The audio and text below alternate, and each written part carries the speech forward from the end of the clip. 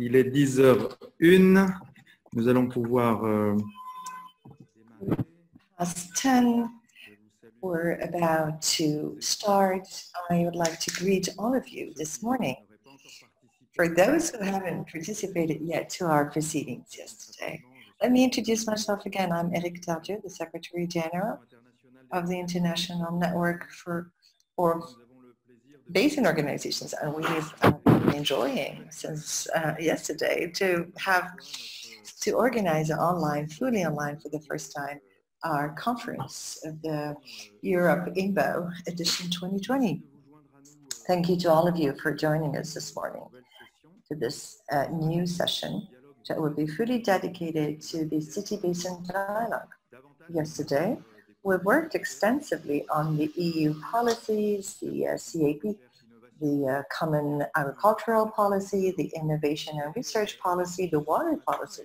And this morning's session is fully open on the world, as we have quite a broader geography, an extended geography, way beyond Europe, and open to a theme that is not really traditional, neither for INBO, nor for the EU policies in general, by the way.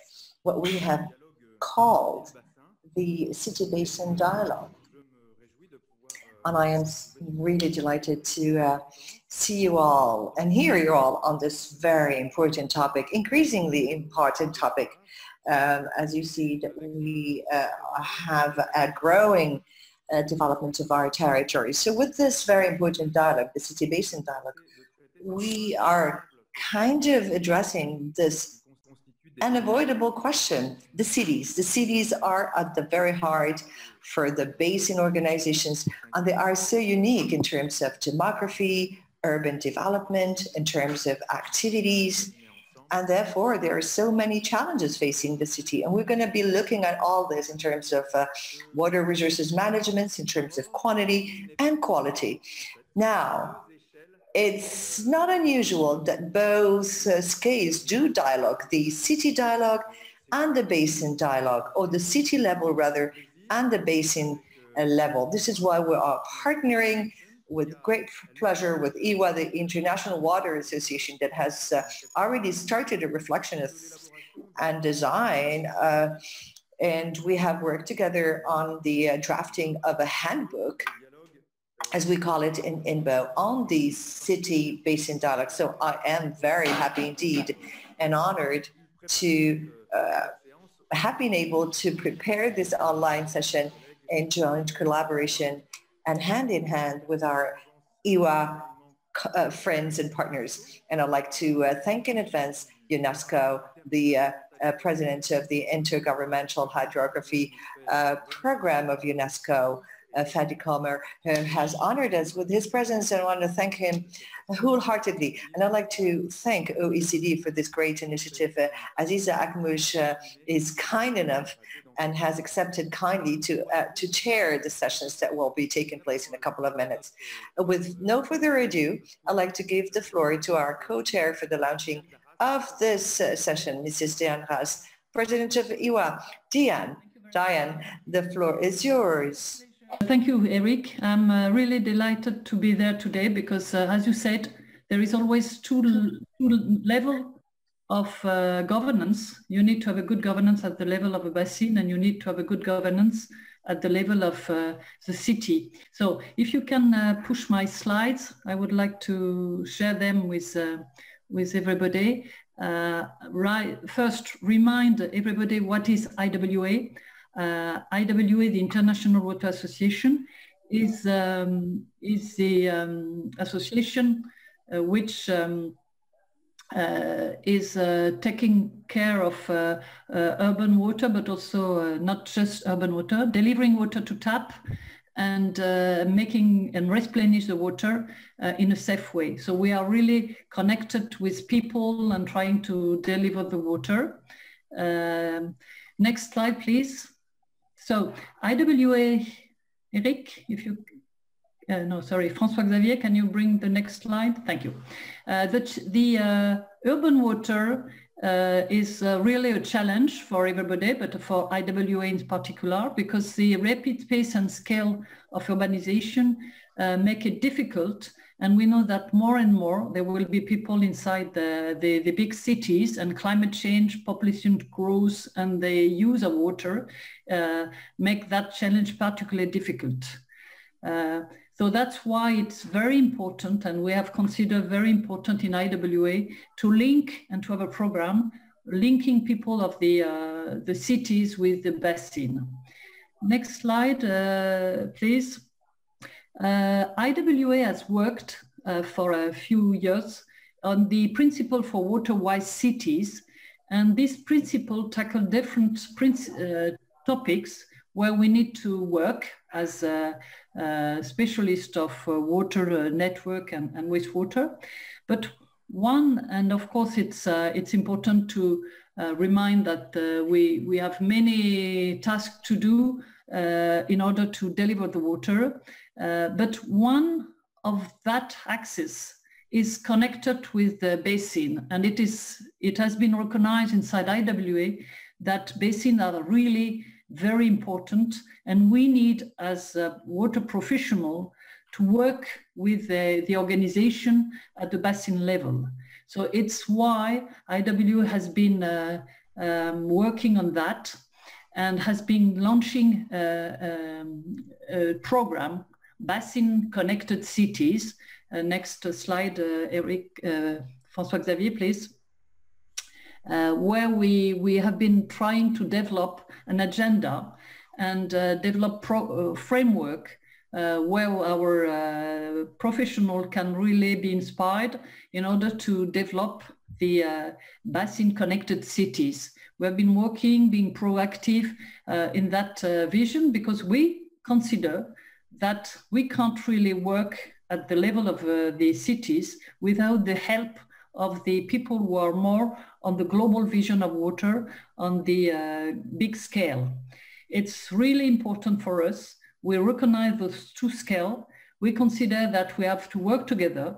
So that's why we are very happy today that the workshop is connecting IWA with professional of IWA and professional of INBO, because both communities have to work together on the global governance, on the local governance, and it's key that we can work today. I have maybe, if you allow me, Eric, to do that, to add a small personal touch today. In France, the Water Basin Agency have been launched in '64, and I've been inspired by a guy, Mr. Chéret. And Yvan Chéret has just died last week. He was 96. It's a good time to die, but his funeral are today. So I'm really happy to share with that, because it shows that it takes so many times in order to inspire, move forward. It's a very, very long-term battle. And I think that even connecting IWA and INBO has been a good things to do, but we need, and I'm happy Aziza is there, because she has been working a lot on governance, and we need to put the two organizations more often together in order to move forward. Thank you very much, and I let the conference go on now. Thank you for. Thank you very much, Diane. I'll take over from here. Good morning, good afternoon to all of you. My pleasure to be moderating this very interesting panel on the City-basin dialogue. For those who have not had the opportunity to meet in the past, my name is Aziza Akhmouch. I'm heading the Cities, Urban Policies and Sustainable Development Division at the OECD, and equally important, I think, for today's discussion, I actually set up and managed the water governance program of the organization for the past decade. So we are going to spend about 1 hour together. I'm just trying to get our act together with the panelists to discuss this very important issue of the interaction between cities and basins. And I'd like to say a few a few things, three basic messages that have come out of the work we've been doing at the OECD before kicking off the discussion, and thanking a lot the 6 panelists for their time and their presence with us today. The first one is, when you come from the water community and you jump into the urban community, which is very much the path that I have followed over the past few years, you realize actually how advanced the water community is regarding a number of issues related to managing risks. The pioneer approach of basin integrated governance, acknowledging that water boundaries do not stop at administrative boundaries, is really something that the urban community today should be learning from. When you're talking about housing, transport, and other critical urban policies, we know these issues do not stop at the perimeter of a city, but actually rely on where people work and live. And this functional approach that the water community has long been advocating for is something that is only now gaining a bit of traction in the urban community. And I find today's discussion on what can be drawn in terms of lessons from basins for cities to be more future-proof or water-wise in the near future is, I think, extremely enlightening. The second point that we often say within the water policy domain is that this is a highly fragmented sector, and that many decisions that actually drive water security are taken outside the water box. They have to do with land use, they have to do with agriculture, they have to do with energy, and any other water use that you may think of. It is exactly the same for cities. We have 1 in 2 people living in cities today in the world. Projections are rising the number up to 70% by 2050. And many decisions that drive the resilience, the inclusiveness, the environmental sustainability of cities are actually taken outside the urban box. And some of them have to do with natural resources and water in particular. So lessons in terms of policy coherence are really critical for urban development as well. And then the third and last point is related to COVID-19, because this is actually the big game changer that is driving many mayors, many cities in OECD countries to reconsider their relationship to planet boundaries, including natural resources such as water. And we have seen that one of the critical areas where mayors have paid an instrumental attention during the COVID-19 crisis is how to ensure the continuity of local public services, and notably water supply and sanitation provision. And in doing so, they've been intrinsically linked to water-related institutions and basin committees and their organizations being one of them. So I found, like, looking at COVID-19 and what cities are struggling with today, a lot in the water governance, history, legacy that would really avoid many of the urban planners and stakeholders' pitfalls that we may see for the years to come. And some of this cross-fertilization, I hope, can happen in today's panel. So I'm really happy to be introducing and moderating this session. We have a number of speakers that will be sharing very concrete stories of how this dialogue between local and basin level is happening in what we know requires multiple territorial scales to fix a number of water security issues. And we'll be hearing from different countries across the globe. All the speakers were given 10 minutes each, and I really invite them to stick to the time. I'll be keeping an eye on the timer and letting them know when they have 2 minutes left. I invite you all to drop in the chat questions you may have as you hear the speakers. That way we can see how we can best organize the dynamics and Q&A, either after a few clusters of intervention or at the very end. So each of the 6 speakers will have 6 minutes, 10 minutes. I'll introduce them as they come in, and then we'll luckily have 5-10 minutes at the end for some wrap-up. And it's my pleasure first to invite Claudia Costa. Aziza, if I may interrupt, before we start the panel, we'll let Katharine Cross from Iowa to say a couple of words about the handbook and the basin city dialogue process. Sorry. Absolutely. Apologies, that's my oversight. Katharina, you have the floor. Okay, thank you very much, Aziza. And thank you to INBO for organizing this this session today. We're excited to partner with INBO on this handbook. So just very quickly, I'll just give you some context. As Diane mentioned, IWA a couple of years ago developed this action agenda for basin-connected cities. And some of the activities that have been undertaken to upscale the action agenda are indicated here, including translation,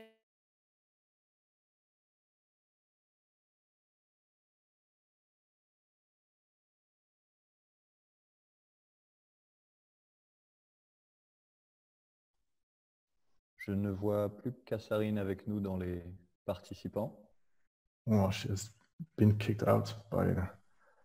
Donc, yes, I think we lost Katharina. Sorry, yes. I'm right back. Sorry, I saw that go off. Go ahead. Okay, so I was talking about the action agenda, and the key area of connection has been IWA and INBO are working on working together to promote the connection between urban actors and their basins, as Aziza explained and Diane before her. So the Basin Connected Cities Handbook, it builds off this framework. The target audience are urban stakeholders, water and wastewater utilities, city governments, and industry in urban and peri-urban areas who are working with policymakers, basin organizations, water resource agencies, regulators, civil society, and environmental groups. But the key point is that all these parties need to actively work together to ensure water security across sectors from catchment to tap or catchment to consumer. The structure of the handbook is in 3 parts. The first is, what is the issue? So why do urban stakeholders need to be connected to their basin? What are the drivers for this action? The second part is on how to address this issue. So these are different actions that can be taken, for example, through assessment, planning, and implementation, while also highlighting best practices along with case studies. And then the final part is on lessons and recommendations. So distilling information from best practices and integrating with foundations for action, which I will explain. So the handbook aligns with the action agenda framework itself. And the drivers for action are, for example, extreme events like flooding and droughts, declining water quality, and changing water availability. And of course, these all have different impacts on urban stakeholders. The second part is how to address the issue. So that's the pathways for action. And so this is specific actions that urban stakeholders might take to be better water stewards in their catchment. So for example, investing in data and sharing information, building partnerships from catchment to tap, using digital technologies, or using risk-based approaches to planning. And then the final part, which focuses on lessons and recommendations, is also integrates the foundations for action, which are the building blocks for delivering sustainable urban water management and ensuring cities are water-wise along with their basins.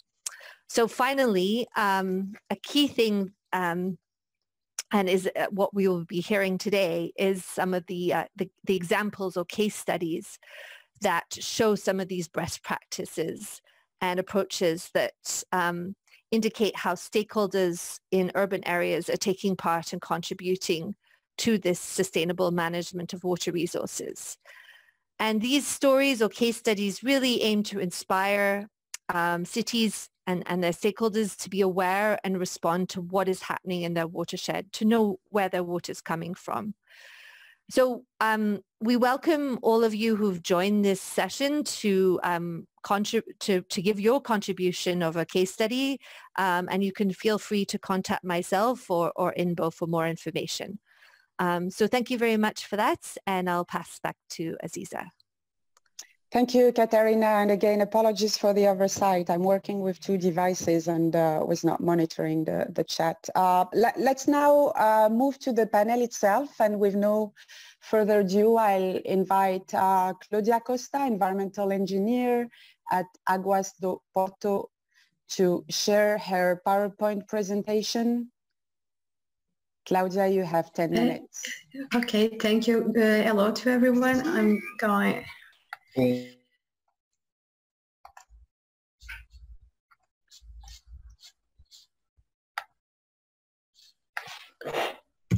think you can see now my presentation, right? We do. Go ahead. Okay, so Porto belongs to Douro River Basin. It's one of the oldest cities in Europe and the second biggest in Portugal, with more than 300,000 of resident population and 500,000 of floating population. It is really a city shaped by water. It's bathed by 9 kilometers of Douro rivers. It has a 3.4 kilometers of seafront, and it's crossed by numerous rivers and streams.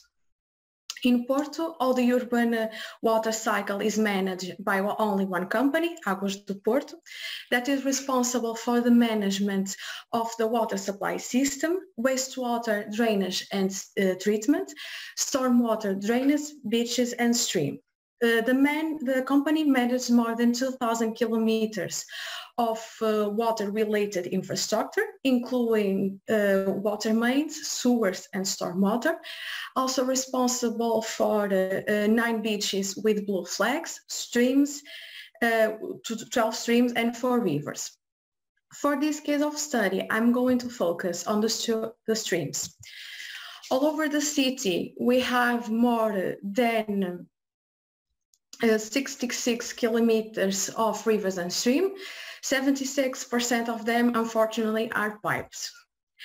Our management has as a main goal the protection and enhancement of the water resources by establishing a compromise between them and the strong urban character of the city.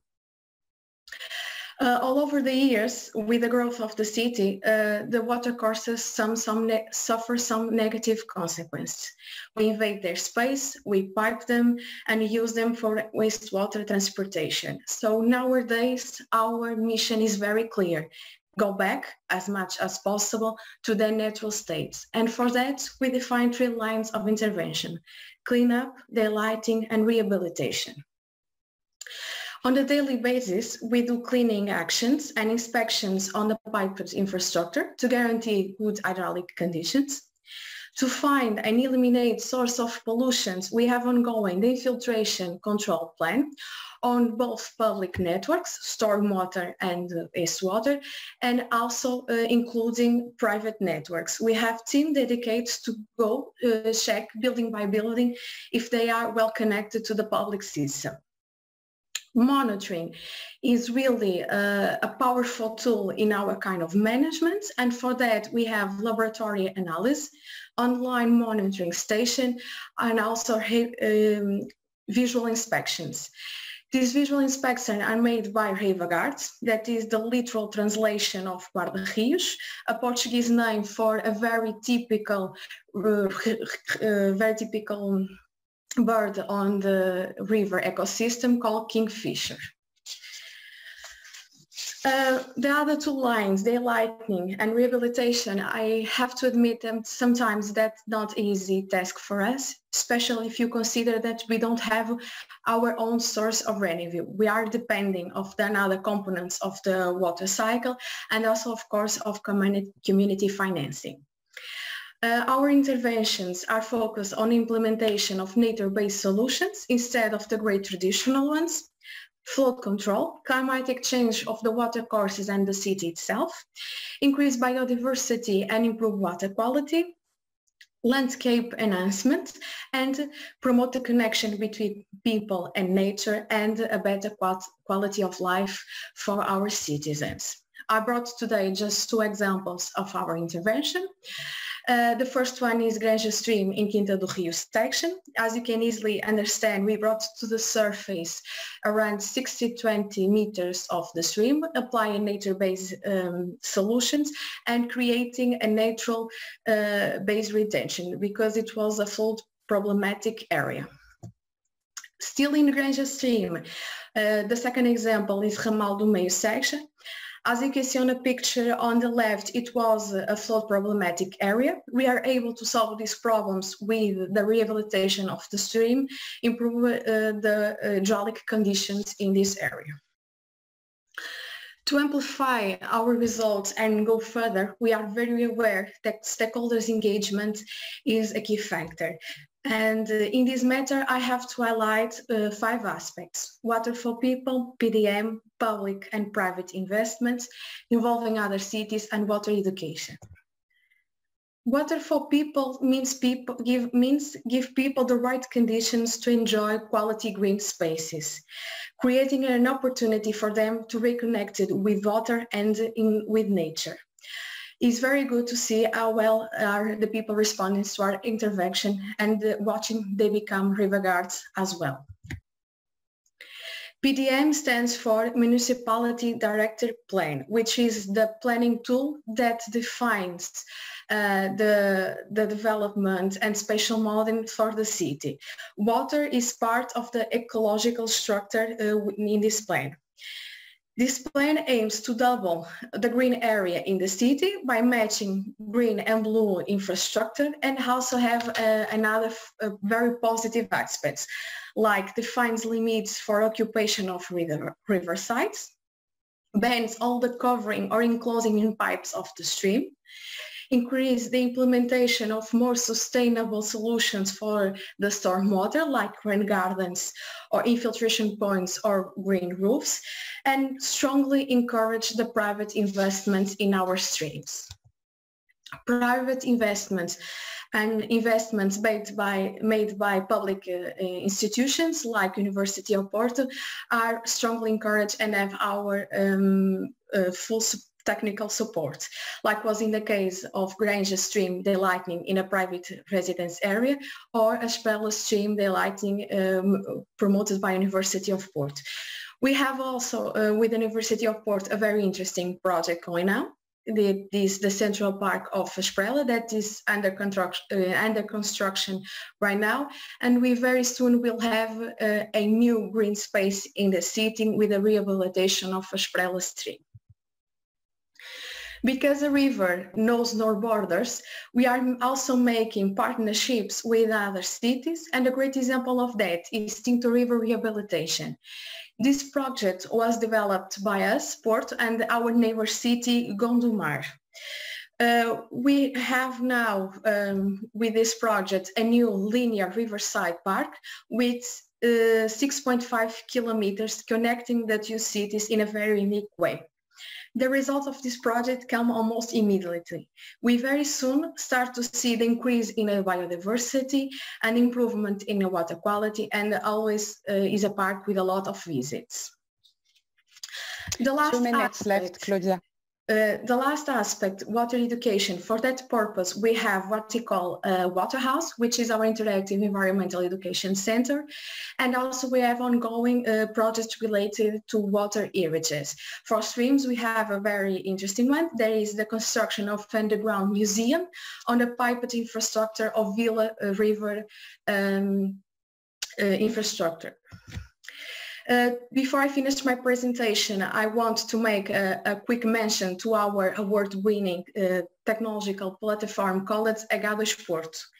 This platform is not only for streams, but for all the urban water cycle, and allows the data integration from all the sensors, flow meters, monitoring station, also information for the teams in the field, really allowing real-time monitoring for all the networks. It has alarm system, reporting and data mining, modulation of the systems, a public warning information. We believe that innovation is the way to go, and to end my presentation, I leave you with our motto. We are a company powered by people and driven by innovation. Thank you. Thank you very much, Claudia, and also for perfectly sticking to time. This is the role model for the next ones to step in. And while you are stopping the sharing of your screen, I'll invite Mohammed Chtioui, Secretary General at Tensift, Hydraulic Basin Agency. Mohammed, je vous invite à partager l'écran avec votre présentation. Vous avez 10 minutes et je vous ferai un signe 2 minutes. Sure, I'd like to ask you to share your presentation with us on the screen. Well, good morning, everyone. I'm delighted to participate with you at this. Allow me, says Mr. Chtioui.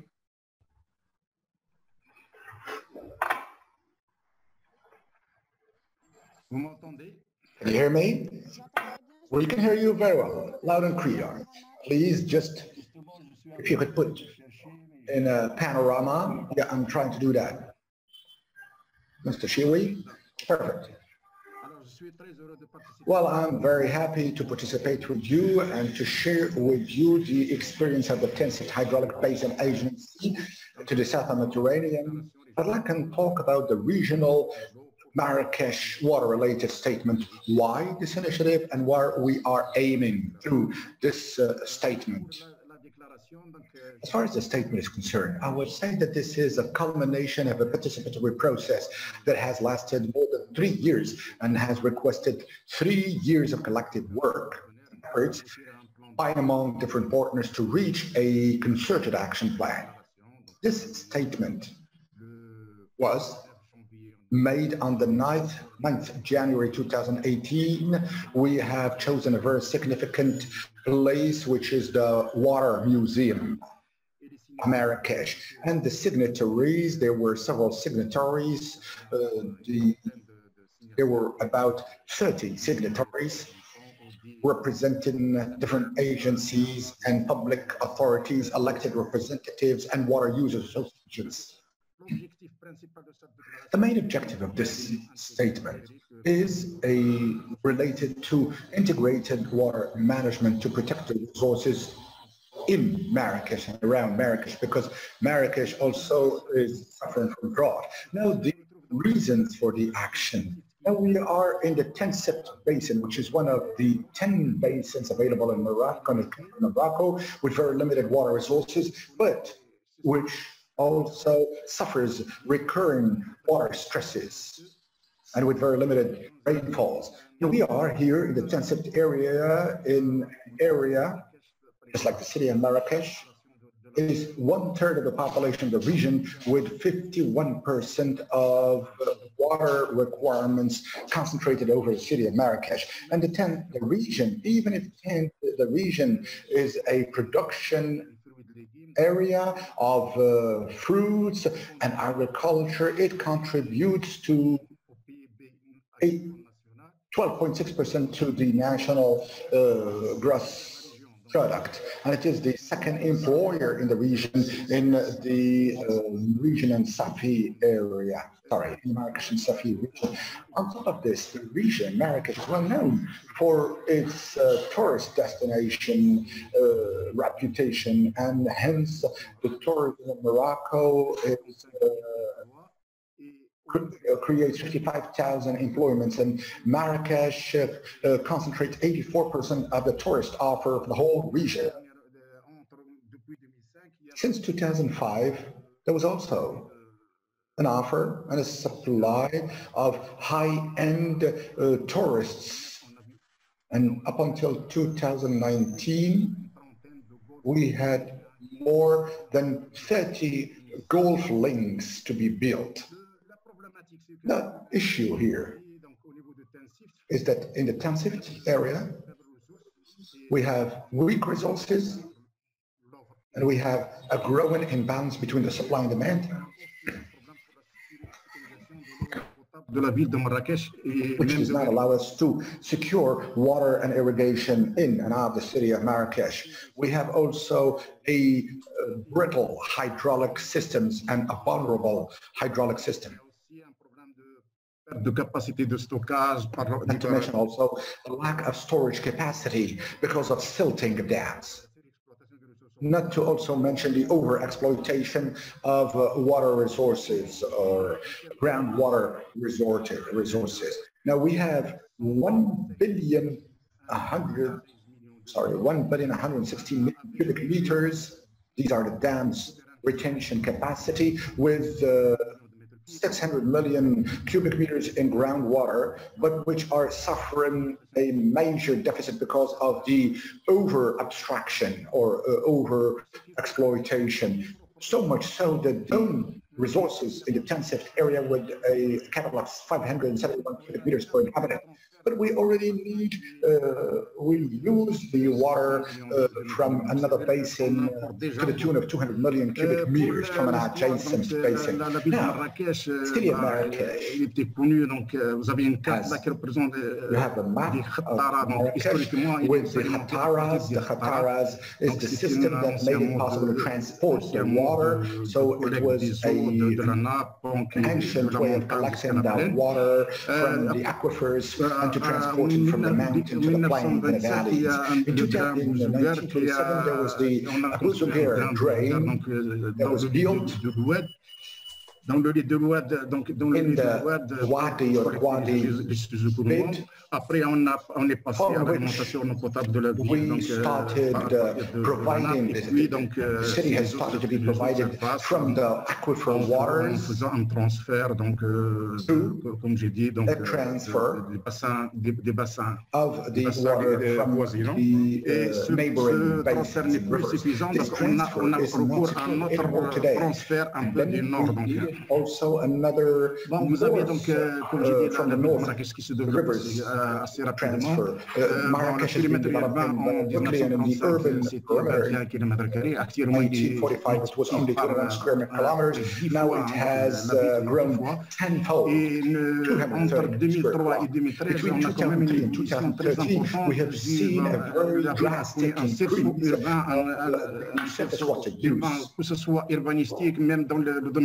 Because of the urbanization induced by tourist activities. There was also a major economic boom. Between only 2010 and 2013, the number of households have upped by 37%. This has requested, as you will see in the graph, in 1970, the city was consuming more than 10 million cubic meters per annum, which was totally secured by the groundwater. In 2015, this entire figure of request has been covered, and the city's water and the volume has reached 17 million, sevenfold its equivalent in 2019.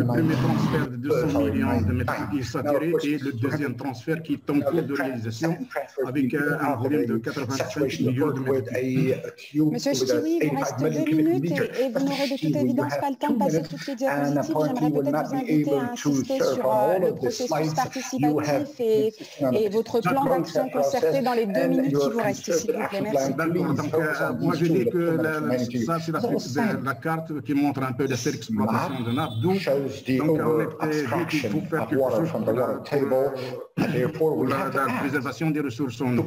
Donc c'est là où on a fait un processus participatif. Donc le processus, bon, il y a 4 étapes, diagnostic, conception du plan et la signature de donc la disponibilité autour de la ville de Marrakech. Donc comme j'ai dit, il y avait 1 milliard disponible parce que là, je parle que de Marrakech qui est le bassin de Tensift on a 630 millions de mètres cubes pour faire face par la saga transfert, plus des 444 mais on a quand même des eaux non conventionnelles, c'est des autorités, donc on a une capacité de 34, on est actuellement 8 avec des eaux, la collecte des eaux pluviales, les usages. Vous voyez qu'il y a toujours un déficit entre disponibilité et usage. On a fait même le diagnostic, on a pris en compte des projections jusqu'à 2030 et on a dit que si on ne fait rien, donc ce déficit va s'accélérer pour atteindre moins 300 millions de mètres cubes. Alors le plan d'action, c'est en 6 objectifs. Now the action plan is 6 prongs plan. There are 33 actions. We need to limit the subtraction, the abstractions. We need to preserve also the water resources. We need to also use alternative water resources, make savings and beneficiate the resources. L'impact attendu de plan d'action, c'est de rétablir un peu la situation. Donc, scénario plan d'action, on va réduire en 2030, on vise à atteindre l'équilibre de la nappe avec vous voyez un peu l'apport de chaque action, de chaque objectif qui était cité tout à l'heure, donc les pourcentages dans le plan d'action.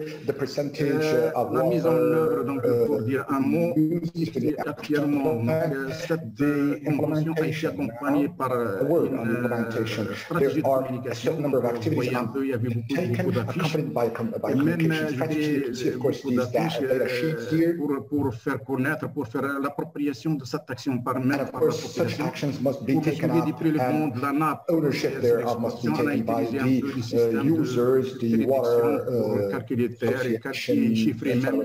to also les prélèvements illicites.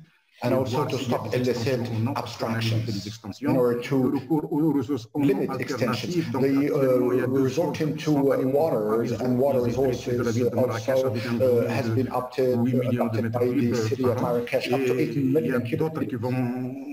Other projects are also going to be undertaken and other persons. Merci Monsieur Chtioui, je suis désolée, je vais devoir vous interrompre. Peut-être je vous laisse terminer votre phrase, mais on va devoir en rester là pour cette présentation afin de tenir dans les délais impartis. Merci à vous. De toute façon, je crois que l'équipe d'INBO mettra les diapositives à disposition des participants. Et il y a un certain nombre de questions aussi qui remontent du chat et que je me ferai un plaisir de relayer si on a une fenêtre pour pouvoir y répondre. Let me now switch to the third speaker, and it's my pleasure to welcome Alexandros Makarigakis, a program specialist in the Division of Water Sciences at UNESCO. Alexandros, I invite you please to share your screen, your PowerPoint, to stick to the 10 minutes. I'll let you know when you have 2 left. And while you are sharing your presentation and we're making sure technicalities are right, let me just emphasize for Duero and Morocco speakers some of the questions that have come out and that maybe we'll get back to later unless you can address them in the chat. Some relating to the relationship between the city and the Basin Committee in Duero, issues related to flood, who's in charge in Porto, and how do you interact with the Basin Committee per se? And there are a few questions for Morocco as well. I'll get back to them later. Alexandros, you have the floor. Thank you, Aziza. Good morning, good afternoon, everyone. I'm here to discuss with you today a little bit about the Megacities Alliance for Water and Climate, which is one of the 4 basically alliances that comprise the Global Alliance for Water and Climate. So today I'm going to just speak about 4 items: the alliance itself, the role of basin in MAWaC. MAWaC stands for the Megacities Alliance for Water and Climate, Strategic Global Framework. I will showcase the results of a survey that we did, and then I will just finalize with some key initiatives and plans for MAWaC. So for the Megacities Alliance for Water and Climate, this is an initiative that started actually in 2015 during COP21 in Paris with the first international conference on water megacities and global change, where the participants signed a declaration requesting UNESCO to put together a platform for cooperation for megacities. Right? Why megacities? I think we all know. I don't want to get into the details. So MAWaC will be practically an international collaboration platform for these megacities, where they're going to try to achieve all the international agreements that they have been signing up to. And they will do that by strengthening each other's efforts, by sharing knowledge, by sharing technology and human resources. For the time being, we have more than 20 megacities participating in the network, as you can see on the left bottom of your screen. We have been participating in all the COPs and other high visibility events related to water. Now, the role of the basin in our strategic global framework. The strategic global framework is a work in progress. We're finalizing it now. It's supposed to be launched next year during the Mayors Congress, right? And practically it states the terms of reference of MAWaC. While we were searching on how the strategic global framework will go, I have to make sure that I let you all know that we have been looking at IWA's principles, and of course we have adapted some of them, and we have also been looking at the work that OECD has been doing in the governance aspect. So although the vision of MAWaC is to have water secure megacities where communities are prosperous, resilient to the effects of climate change, and able to develop sustainably while preserving the environment, we realized that initially we started with 3 stakeholders: decision makers, utility and operators, and academia.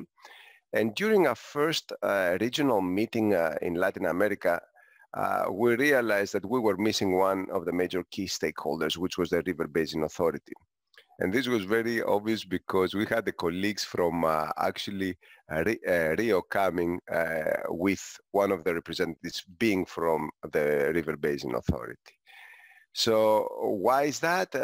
Of course, the River Basin Authority is an umbrella, right? Where we will have practically everybody coming together. So it just makes sense that they're also part of the key stakeholders within Megacities Alliance. Then when you look at the intervention scales that we are designing the whole initiative, we have 3 of them. One is at service scale. The second is at city metropolitan scale, and the third one is on basin scale. Why? This is to make sure that we protect the quantity and quality of water resources, that we optimize the interface between urban water and the activities beyond the geographical scope of the city, and that we prepare for extreme events, right? Especially since these are not only, they're usually very tightly related to whatever is happening in the basin. And of course, trying to develop a sort to see approach, which is very interesting when you have coastal megacities.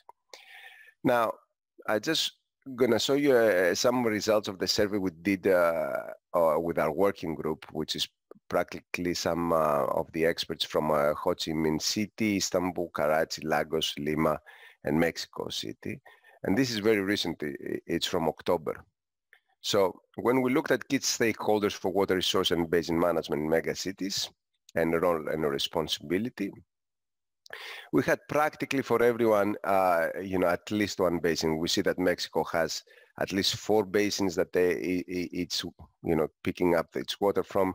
Istanbul, it's more than 20, I think. And then because it has both Asian and European side. And Jakarta, again, there were just several rivers, and in Lima we have more than 3. So there is, we see that in megacities case, we're not just talking about a link with one basin, but in most of the cases with more than one basin. And now if we ask them about the key stakeholders on water resource management and river basin development, as you can see, there is a fragmentation, right? In this case, only in certain cases, like in Karachi, you have a common authority, whereas starting with Mexico, you have Conagua and Mexico City's water system for one, Conagua and Water of the Valley of Mexico Basin Agency for the other. Istanbul, again, you have ISKI and the Ministry of Agriculture and Forestry. And then, as you can see, I'm not going to go over them because you see that you have at least 2 to 3 stakeholders, right? And their roles and responsibilities may vary, as we can see from the different cities' responses. Now, and you have 3 minutes left, Alexandros. Okay. Similarly, we see it with other activities, operation of water and sanitation systems, drinking water and wastewater. You see that the same pattern, we have different stakeholders, right? Same for water regulation, water concessions, and based on the question that we heard also about the protection against water-related hazards. And in this case, especially, we see that in most of the cases, the players here the actors here are not related to the other actors. And then when we look at the adoption of integrated water resource management, unfortunately, only 2 of the 7 megacities had an IWRM adopted system, right? One in Lima and one in Istanbul. And this is also telling, because this is something that we have to strive for. I'm just going to tell you a little bit more about what we're planning and invite you all to attend as you can.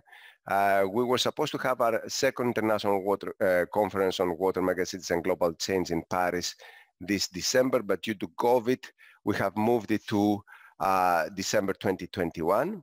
So from now until March, we will be working on the establishment of regional platforms. We will hold a pre-conference with some of the papers we had received for the conference in December this year from 7 to 11. And we will hold our major conference next year in 2021.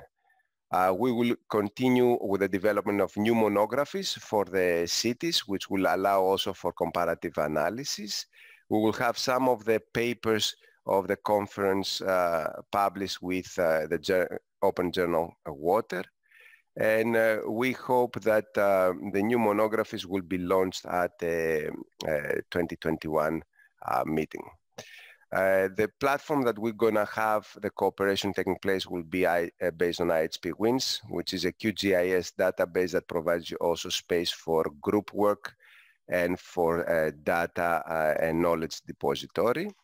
And before I close, I just want to say that we started this whole thing based on a similar concept, which is called Danurbis, which we cooperated with the Council of Danube Regions and Cities to start drawing the link between cities and the basin.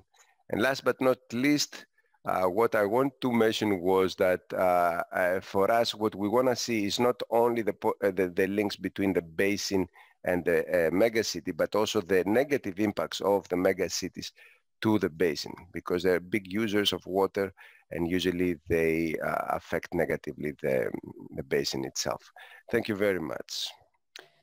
Thank you very much, Alexandros, also for sticking to time. This is a gentle reminder for all the other speakers. It's better that you select upstream what you want to convey and that you go slowly, because I know the interpreters are struggling a bit with the pace of rushed presentations in the end, rather than we let them continue to suffer over the coming hours. So please filter upstream if you feel this is too much for the 10 minutes allotted. And while Caroline Schall, who's the head of the public and institutional relations of the Metropolitan Agency of Household Waste, SITCOM, alongside Tristan, Milot, project manager in Greater Paris Interdepartmental Sanitation Authority, prepare for the next presentation. I invite you please to check, you can share the screens. This is an invitation maybe for UNESCO and Porto to try to the extent possible to address some of the questions that were made to you via the chat. And UNESCO, they're very simple ones, Alexandro. How could you, Lisbon join your initiative? How do you balance the watershed land use surveillance and the related risk of pollution in terms of costs and benefit distribution, namely among landowners and local communities in the surrounding of the water catchment? What are some of the good governance recipes out there? And Porto, for Claudia, maybe there are a few questions about how the city and the basin work together, which I think would benefit from your wisdom if you can afford addressing some of these in the chat. And there are a few questions for Marrakesh as well. Mohammed, if you can keep an eye on the basin governance, on the governance options for sharing water and avoiding conflicts, in particular between competing use such as food, agriculture, and tourism. If you can go ahead and start responding to this on the chat, in case we don't have time to revert back to you, I think it can be enlightening for the speaker. So if I don't see the presentation online, I don't know if Tristan, And Caroline, you managed to share your screen? Oui. Can Bien you please? I was expecting you to do this in parallel, so we save a bit of time. So go ahead, please. You have the floor for 10 minutes. I'll let you know when you have 2 minutes left. Voilà. Bonjour à tous. Donc en fait, cette présentation va parfaitement à la suite. Good morning, everyone. So this presentation fits perfectly with Alexandros. This is the Paris Manilla, which falls within the framework of the MAWaC project. This is the rehabilitation of basic river in Paris, in charge of wastewater management and rainwater, and the Sitcom that is in charge of domestic wastewater wastes in the same territory. So this project between Manila and Paris was born during COP22 that took place in Marrakesh, where the SIAAP was requested by the city of Manilla to launch the rehabilitation of the Pasig River. It's one of the Philippines river that starts in Manila and falls within this bay. It is considered as biologically dead, and this river of 25 kilometers crosses one of the most populated areas in the Philippines, so with a very, very high tropic pressure. So the purpose of the project is to transform this river and its neighboring areas in a good quality, urban quality, with a rehabilitation of a living and clean river and healthy river, and increase the water quality in order to make it a clean water river with flora and fauna enhancements that could be also used for recreational activities. So this project falls within the framework of the MAWaC project, and also addresses and meets sustainable development goals, objective number 11. So you need to know that Manila metropole is about 16 million inhabitants. So we are in this very mindset of exchanging from a megapole to metropole. So there is a pilot project on the arm of San Francisco. So there is a multi-stakeholder alliance between Manila and Paris and the metropolitan authorities of Manila. So Caroline Cha, who is in charge of the Sitcom, who will be detailing this multi-stakeholder approach. Bonjour. Good morning, everyone. Can you hear me? Yes. So we're used in international conferences to explain that we shouldn't work in silos, we need cross-cutting approaches, transversal ones. There is ODD 17 that is fully dedicated to that, by the way. But given our links with the SIAAP on the large Paris territory and the projects that we have carried out together for a long time, we wanted to share a cooperation project. And at the end of the day, UNESCO and Manila offered us this possibility. I really want to thank UNESCO that has been helping us since 2018 and has been very, very interested by the waste sector, especially its hydrographic department in IWA also, and IWA also have really requested us to think about this. I'm going to say maybe something shocking. We actually die because of lack of water and lack of sanitation, but also because of waste and overwaste. And the environmental emergency is less acute unless in big natural disasters, when a large waste mountain collapses, like in Manila, they were able to actually overcome some major disasters because of waste, but they have never actually solved the problem of the basic rivers problematic. Why? First question, is there a way for a megapolis that has no tax system that is reliable to really address the issue of waste? Unfortunately, there is no solution. Addressing waste and managing waste costs money, and they don't have enough money. And this is the reason why the issue of waste, or problematic of waste, is addressed sometimes with a lot of resignation and sometimes left to NGOs or to high management, urban management projects that are funded by social NGOs, of social companies, and end up in a drawer. The example of Manila is very interesting because when they asked the SIAAP to help them to find solutions of sanitation, or rather sustainable sanitation of the Pasig River, very, very quickly the SIAAP and the Manila metropolis considered that managing with very state-of-the-art technologies of phyto treatment of wastewater of the metropolis, as long as the domestic waste will be disposed in it because of a lack of operational matters, will be totally useful and useless. So the Manila Authority has a regulatory authority on management of the waste, on waste management, and they requested us to step in.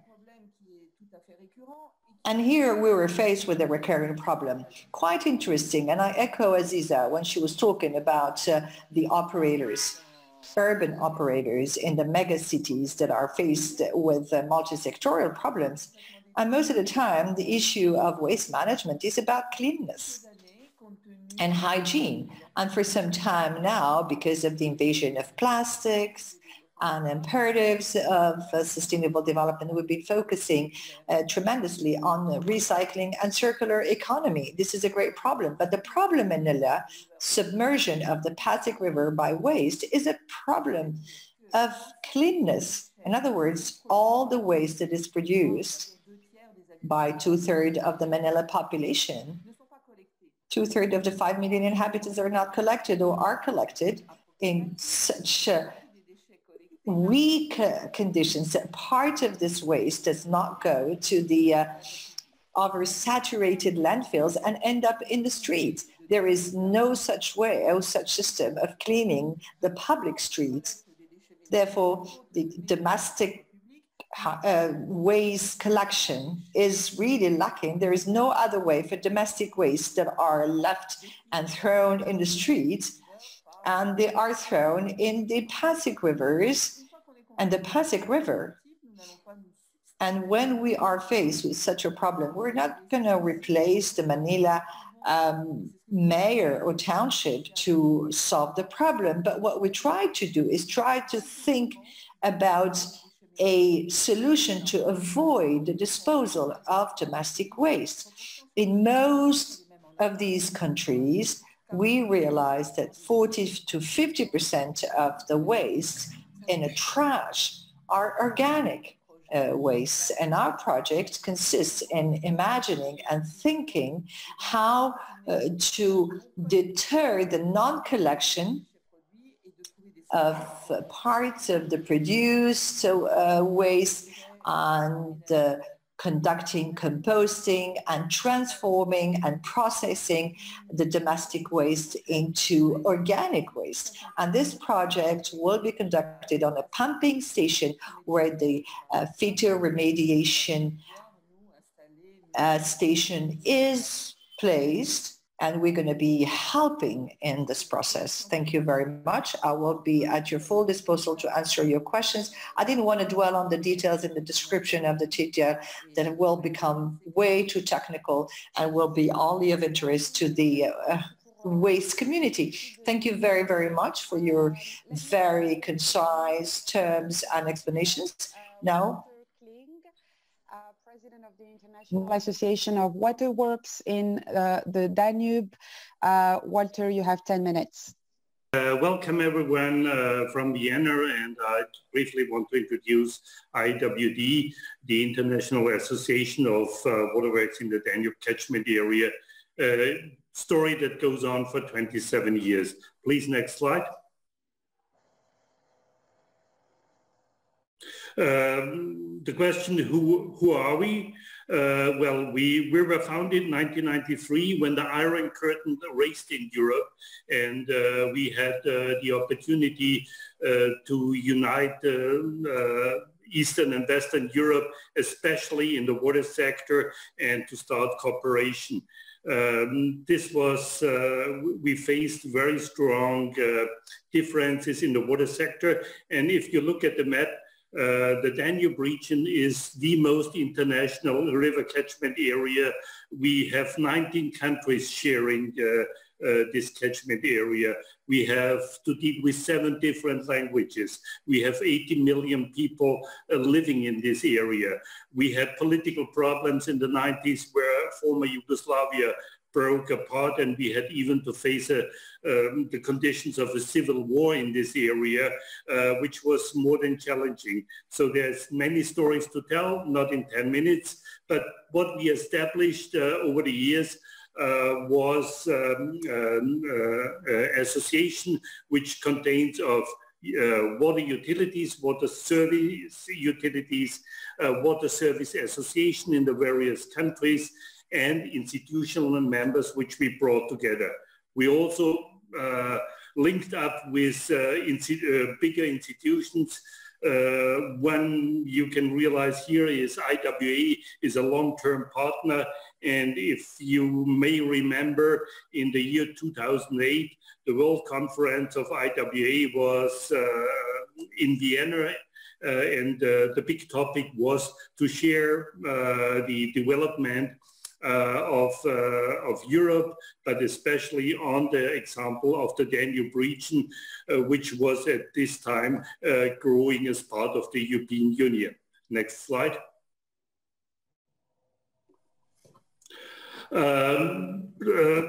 The question what we do is also a story of ours to tell, but mainly we try to form a platform amongst those various different countries, members, and you may imagine that circumstances are quite different throughout Europe in this part.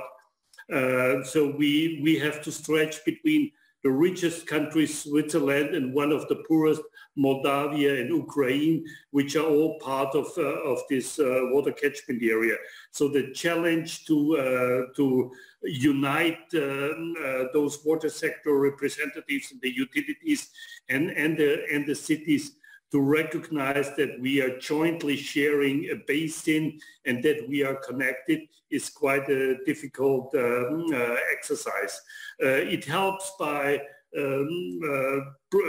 communication to connect people to form a platform, and I will come up with the tools showing you what the different activities have been that we brought up to achieve these goals. Next slide.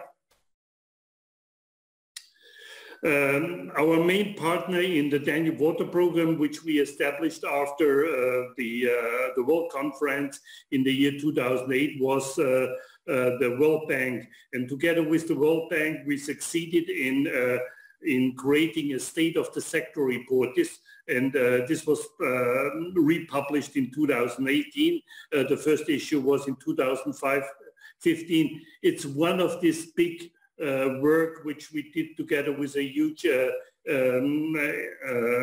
partner like the World Bank to bring those countries together and to give people the chance to understand how interconnected the watershed is, beside looking only from the national level to the water sector challenges we have to overcome.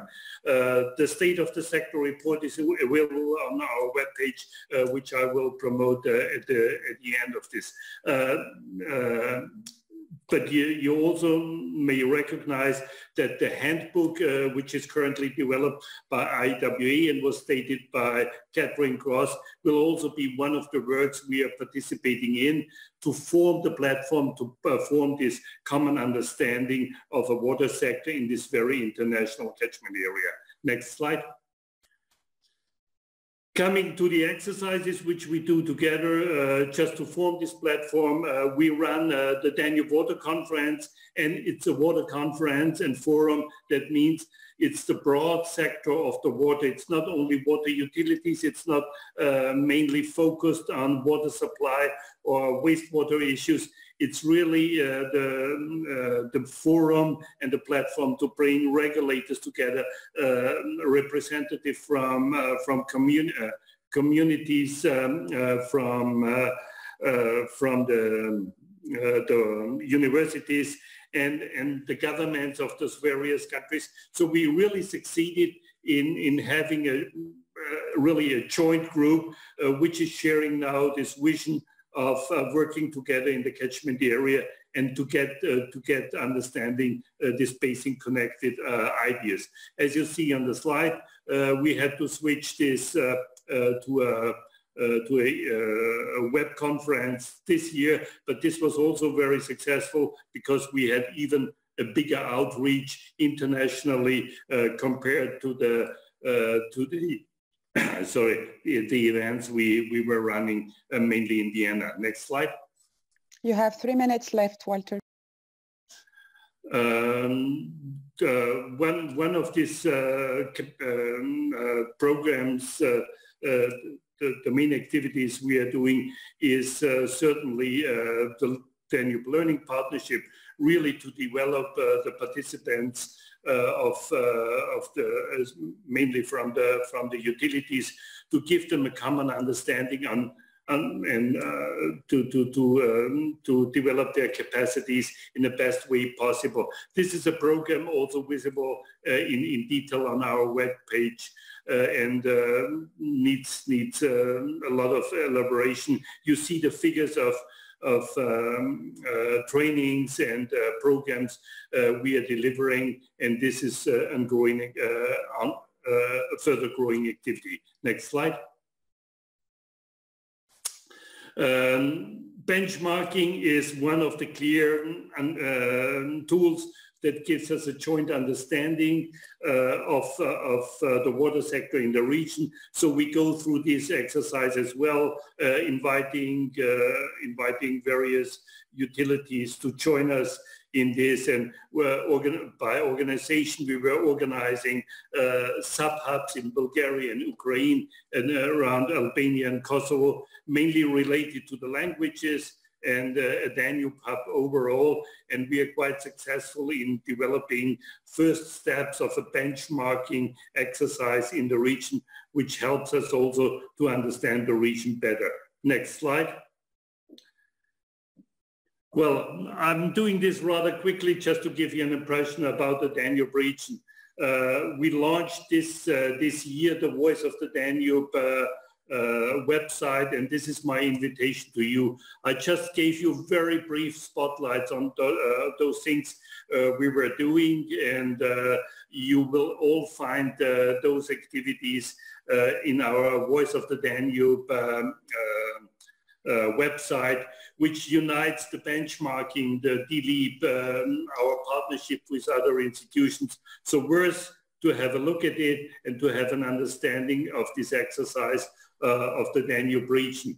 With that, I would like to invite you to join the Voice of the Danube, even in the registration, so you can receive further information electronically. And I would like to end up my presentation with the point Diane made at the beginning. It's a 27 years story, and Diane is completely right. It takes time to fulfill the task to bring a catchment area together, especially the Danube region, and to promote the basin connected cities. We will continue the story. Thanks. Back to you, Aziza. Thank you so much, Walter, and also for sticking to the time. And I think the experience of the Danube indeed provides interesting insights for other scales where this triptych between water users, decision makers, and basin organizations can materialize. So thank you for spotlight on this legacy of the Danube. And let me now turn to the last speaker we have lined up, et je vais introduire Madame Mamani Koulibaly. To Mrs. Mamani Koulibaly, who I think is going to work with the French language. Could you already then now share with us your PowerPoint? You are a project advisor to the GIZ. 10 minutes you have, madam, for your presentation. But in the meantime, before we have the PowerPoint on your screen, let me recall to all the speakers, because we don't have the time to have a full-fledged and direct exchange with the speakers, please answer the questions that are being asked by the participants in the chat box. I tried to summarize the questions. I've seen that Mohammed and Alexandros have already started. There has been a question for you, Caroline, that was asked, and to Professor Walter, certainly. Madam Coulibaly, the floor is yours. Thank you very much. I'm going to Mrs. Coulibaly. Could someone please ask Mrs. Coulibaly to speak up? We can't hear her well. Interpreters are sorry. We cannot hear Mrs. Coulibaly. Let me come back on the context of this project, which has been evolving since 2016.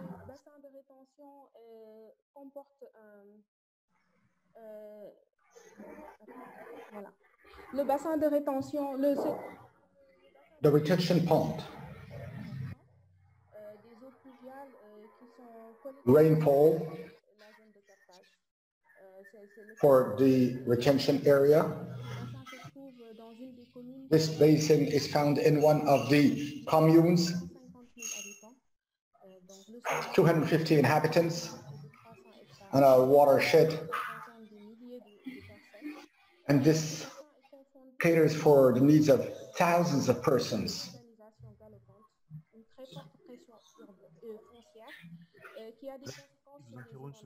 But can you please speak up, Mrs. Coulibaly? We cannot hear you. The interpreters cannot hear you. Please speak up.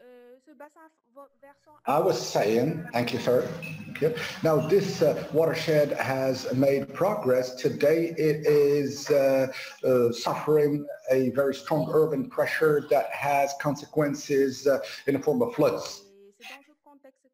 In the context, the rainwater retention basin has been restored in 2005 in the wake of major floods in a historic area, and I'm going to show you to see it, which was a catchment area including the borings for drinking water management company. This area was not intended to receive urbanization, but with the pressure,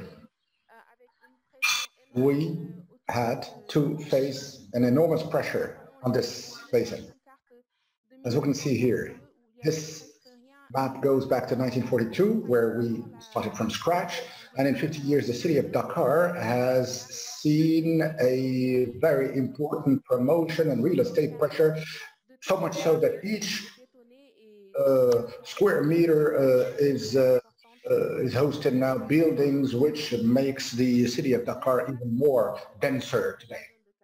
Now let me talk about the interaction between the basin and the catchment area. It is necessary to recall that in Senegal, the catchment areas are so perceived because the populations consider that these are dangerous to live in areas, with also drowning risks for their children, and they have been drowning also, and they are also considered as also sanitary nuisance with the proliferation of mosquitoes and problems of waterborne diseases. Not to mention also the bad odors that hail from these rivers, and this situation of extreme pollution of the basin also creates sanitary nuisances. Today, this catchment area has also cropped onto the city in the last 15 years.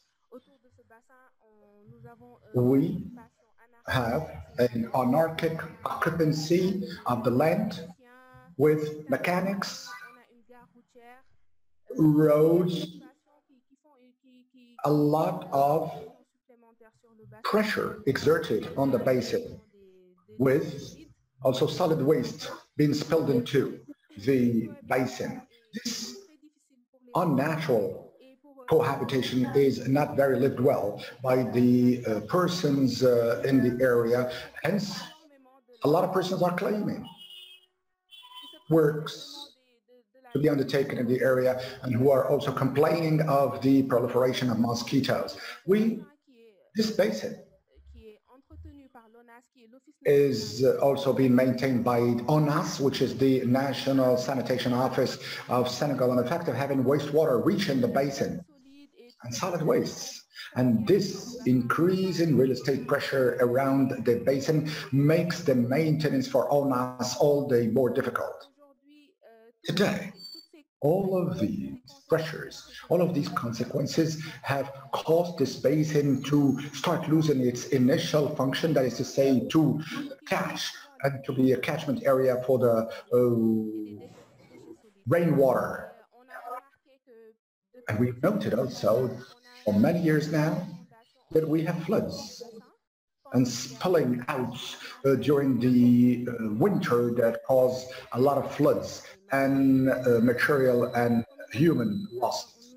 Now, so this is where the basin is located, as you can see. So this is the area. We have the canal here. All around the basin, we have anarchically built housings that continue to put pressure on the basin, and often during the rainy season, the basin spills over and the water would be reaching this road, which is here in red, and also is going to also do waterlogging in the areas here to the right side. Now on these pictures to the right hand side, we have a proliferation of plants because the basin is very polluted, and we have invasiveness, and we have on this picture here that you have some outlets that have been blocked or clogged or obstructed by solid wastes. Now, around this basin, we have a multitude of actors, which causes this project to be even more complex. In other words, we have a lot of stakeholders who are involved in this basin, all of whom do not have the same aims. As I was saying a moment ago, we have the ONAS, which manages the maintenance of the basin. We have also the mayor's office, or the town hall,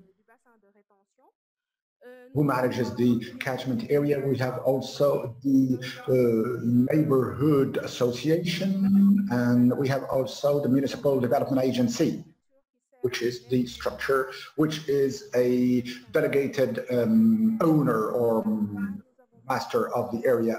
So as I said, we have a multitude of players, each one having their own objectives, which does not allow the consultation and cooperation between them succeed.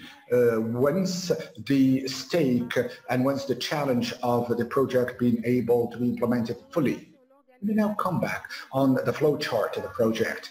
Now, this project is being supported by the City of Dakar, which is in charge of this project, and the GIZ and the CFF, the City Financial Facilities, give the financial support, the technical support to this project with the participation of a certain number of stakeholders, which are the Grand Yoff Commune. We have the National Sanitation Office. On us, we have the Municipal Development Agency, as well as the Association of the Neighborhood Dwellers of the area. And we have also other participants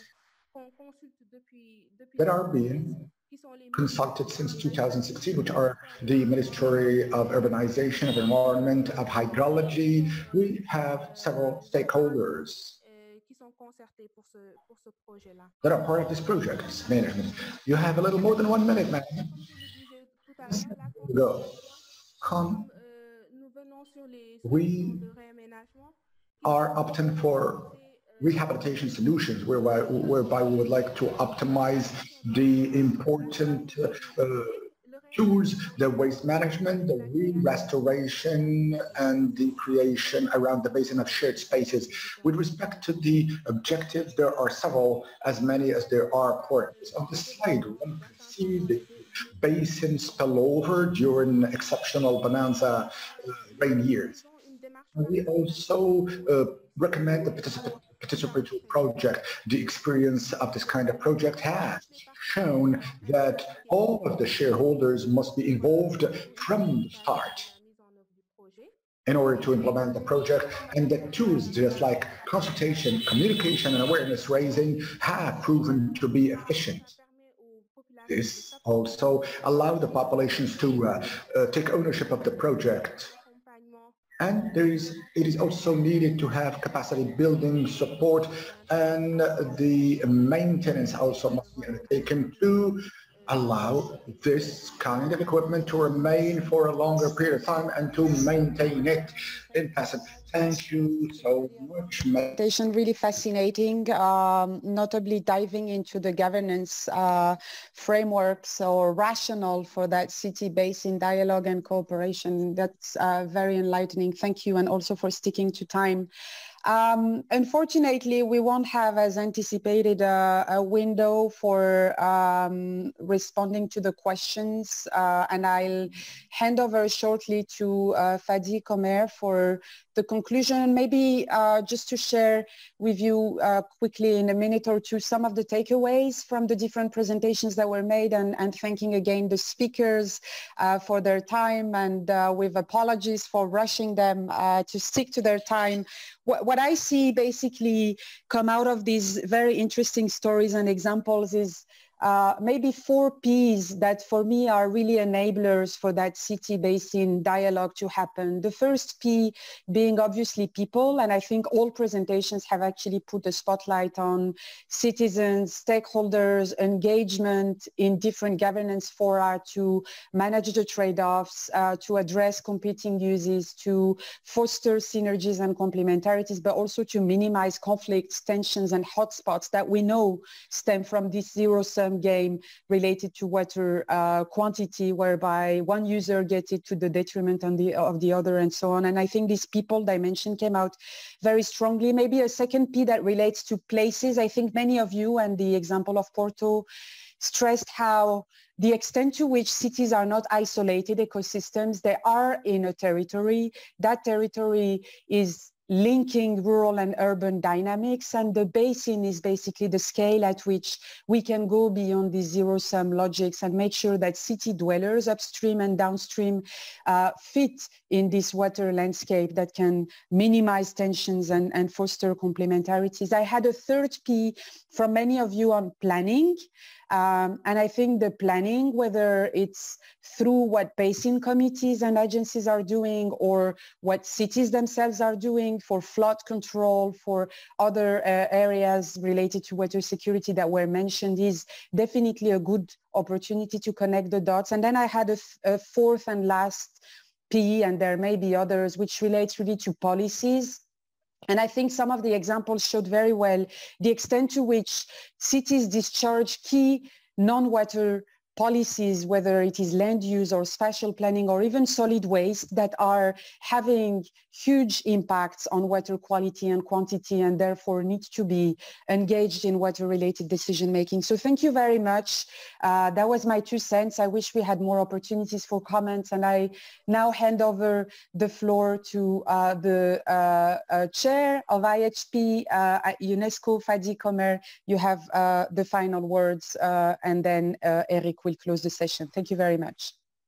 Merci, merci Aziza pour ton excellente modération. Aziza, for your smooth and seamless facilitation skills. I'd like and commend the organizer of this conference in the person of Eric Tardieu and Mrs. Barras.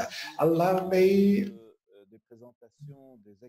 after the sterling presentations given to us by the speakers, to table to you 3 comments that I have noted. The first is that the world is becoming more and more today an urban world, with more than half of the world population living in urban areas, which is tantamount to saying that we are almost losing the nexus between water, energy, and food, and that we are working in a non-secure water world or hydrical world, mostly when it comes to the cities, large cities that are being fed and supplied by cross-border management. I'm thinking about Baghdad, I'm thinking about other cities.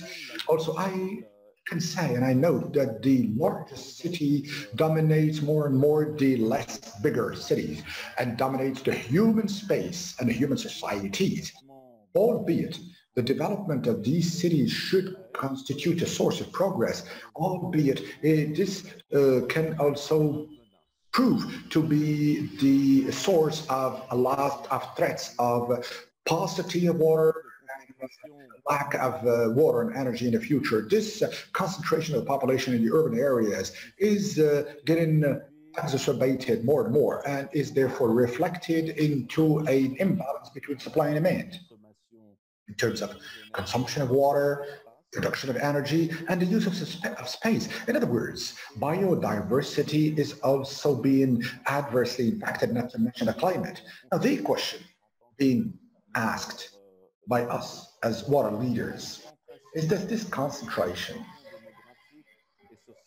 demographic and social concentration in and on the city, whether or not it is not going in the medium term to really be confronted to the physical limitation of our resources that are vital for sustainable development. The second finding that I also noted is that we are, with the global changes, we are pushing our resources to the limits. Pandemics just like COVID-19, the forest fires, all of this leads to the risk of causing the depletion of our water resources in the hydrogeographic basin. These basins and these masses are bound one day to be ending and not to contain any more water, which therefore leads us to necessarily change our programs as to the runoff water, etc., and the use of water table waters, and which also this will also have a great impact on our human settlements and areas. Now, what can we do to avoid this situation, which to my eyes is very precarious and uncertain? Well, the answer is that the basin governance must be made in direct conjunction with the cities and large cities. So there must be a cooperation.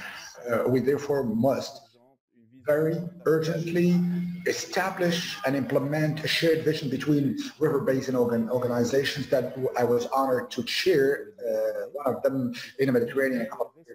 We also need to see to it that the persons in charge of the organizations and the city halls, etc., design with the river basin organizations adaptation plans to sustainably plan the cities while banking on objectives of sustainable development, SDG 6 and SDG 7, thereby making it possible to have a seamless, harmonious development of our cities, urban areas, by reducing to the maximum the nefarious effects on society, human, and the country. The third and last thinking or analysis is that we are convinced at UNESCO that this work is under the prerogative of UNESCO, the missions of UNESCO. Education first, second, the training mission, the scientific and cultural mission, and this is really part and parcel of our prerogatives. And this is the PHI that I really, or unit that I lead or I steer, that has a scientific mission or vocation.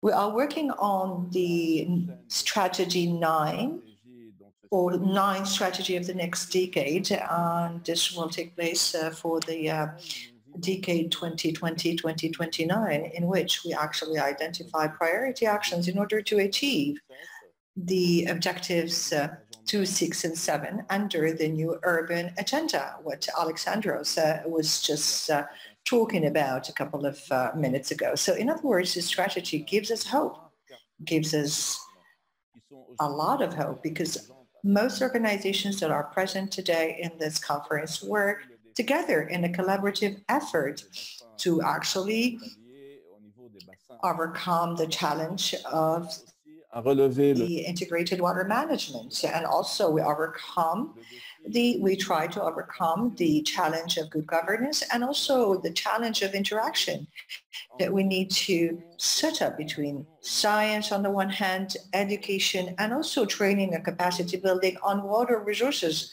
and water resources management. The other challenge is really to forge a cooperation with the private sector in order to make those projects sustainable, in order to achieve the water for all objective, including for the most low-income populations. And lastly, I would like to say that if water can be a major development factor and development driver for our economies, for our social income and population and development, water can also be a factor of decline for our cities.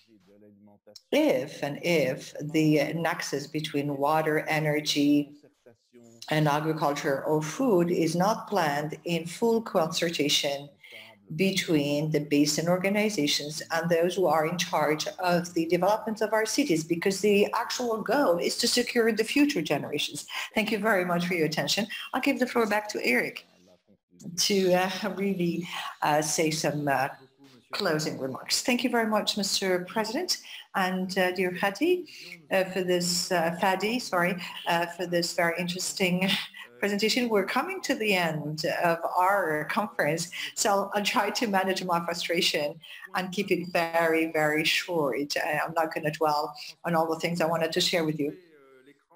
Okay, we're gonna ask you to get ready for the family photo. That will be the first word of my conclusions, which will buy us time for the closing remarks. And we'll tell you when you smile. So first and foremost, I will start by thanking every one of you for the quality of your interventions and very high quality of papers. And I really very much enjoyed every one of you, listening to every one of you. It is so pleasant to really see all the cases shown here and shared during the session.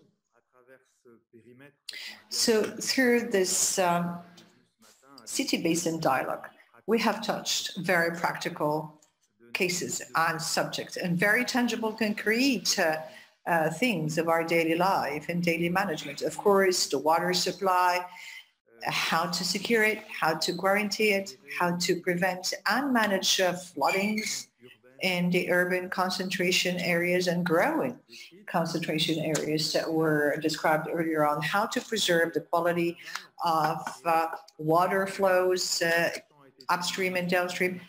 And a very important point has been touched on this, the issue of wastewater management, but also the treatment of solid waste and its interactions. And these interactions are a fundamental component that really applies at basin level. We do know how much the large basins of the world, rivers of the world, can be a very large source of contamination and pollution of waste, because they actually drain the pollution and waste into the sea. Another important question that was raised for basins and cities in the framework of the city-basin dialogue is the importance of the participation and mobilization of citizens, of the population at large. At the end of the day, it really takes an urban or a change in the mindset and a change of the behavior and attitude of citizens, because they are the ones who at the end of the day play a key role in the sound management of water resources and waste management. I've seen some questions in the chat, interactions with food security and food supply of the cities that are also other important challenges. First, logistic type of challenges stemming from the agricultural sector, but also poses another challenge in terms of water resources management. And cities also generate pollution and contamination. And of course, agriculture does also generate pollution in the irrigation world. And as President Comer has just highlighted earlier, these nexuses between water, food, and energy. We haven't spoken about it too much, but at basin level, we have to actually produce and generate the power and electricity that is transferred to the city areas. I am so happy that we were able to showcase the relevance of this topic, and we will talk about it now with our colleagues and accomplices of IWA and partners of IWA will be working on this in coming months. Well, the major event of IWA is still planned for May 2021, and we hope to get this handbook ready, and we will have it ready. We'll make sure it's ready to present it during the IWA May 2021 event. As you all know, we will also present it during the next World Water Forum that, as you all know, has been postponed to April 2021. We will be disseminating on these very important key messages.